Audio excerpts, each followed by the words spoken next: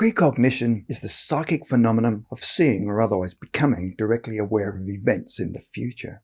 The power to foresee the future has been with us throughout history, and the act of foretelling was known to the Greeks, Egyptians, Sumerians and Romans. The following two cases took place in England where two people inadvertently encountered future disasters.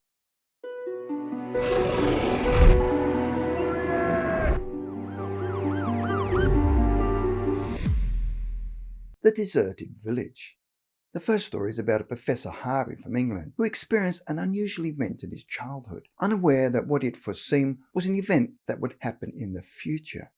In 1896, Harvey was a 7-year-old and lived in St John Street in the town of Hanley, North Staffordshire in the West Midlands of England.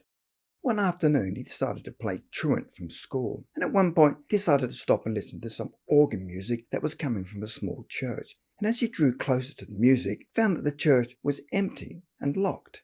He then continued on his journey until he came to an archway that led onto a street running at right angles. This in turn led to the back of houses and shops. As he looked to the left, he could see that there were only two houses. At the end of the street was a brick wall.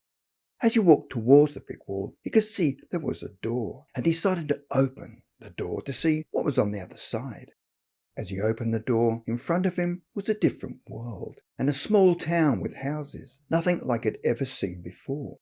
He decided to walk along the street, but found that the houses were all empty, and bravely entered several of the houses, and in one particular house he walked upstairs and entered a large room that overlooked the landscape that he'd never seen before.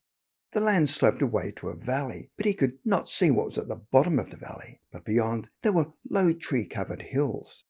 At this stage, he began to feel that maybe he was just dreaming, and playing truant was part of that dream. Many years later, in early 1917, at the age of 28, he was a soldier in the First World War, and was fighting Germans at the Battle of the Somme. He had been sent to 4th Army Headquarters, which was located east of a deserted village called Villiers-Carbonel. The small village was close to the River Somme, which ran northward before it took a sudden turn to the west to St Quentin. One evening he had some free time and decided to go exploring amongst some of the neighbouring villages where he hoped to do some sketching. As he was walking, he came upon a village called Misery, which he thought ironic considering what the villagers had no doubt been going through in the war. As he entered the village, his hair stood on end, as he now found that he was on the very street that he'd come upon in his childhood back in England. As he walked along, he found that all of the people had deserted the village, apart from a few dead German soldiers that he'd come upon in a few of the houses, and quickly left. He then entered another house free from dead soldiers, and walked upstairs where he found himself in a large room facing east. As he looked out at the view, he was again taken aback, as it was the very same landscape that he'd seen as a child, where the valley that he overlooked was the Somme Valley. Why had so many years passed between the vision he witnessed as a 7-year-old and now in his late 20s, when he was seeing the actual vision? Everything he had seen as a child was exactly as he was now looking at. But what confused him was, in his original vision, there were no dead German soldiers, and the village he had seen as a child was in Hanley, where in fact the real village was Misery in northern France, near the Somme. White Tower. On April the 20th, 1974, a woman by the name of Rebecca Hodgkin and friend Tessa Green from Birmingham, England, were visiting the Tower of London and walked to the oldest part called White Tower, which at the time housed the armoury, and spent a couple of hours inspecting the weapons on show. As the armoury was situated in the dungeons of the turret, they started to feel closed in and a bit claustrophobic, and felt they needed to get out for some fresh air.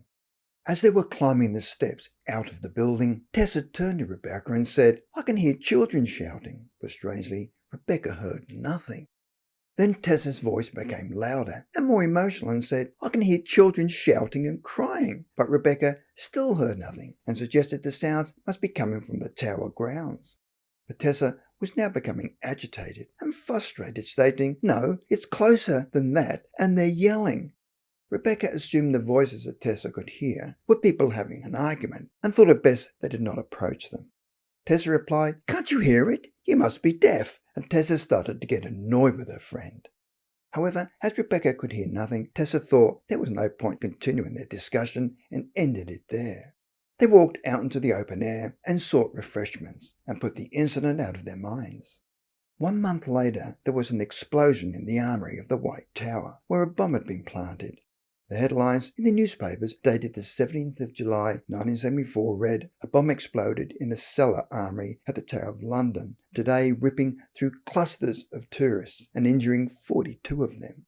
One died in hospital. The explosion, set off just after lunchtime, hurled a cannon 5 feet in the air and drove debris and a rack full of spears through the crowded chamber. At least a dozen of the injured, about half of them children, were in serious condition. How was it that only Tessa Green had a premonition of the disaster almost 3 months earlier, hearing the screams of children, where her friend Rebecca Hodgkin heard nothing?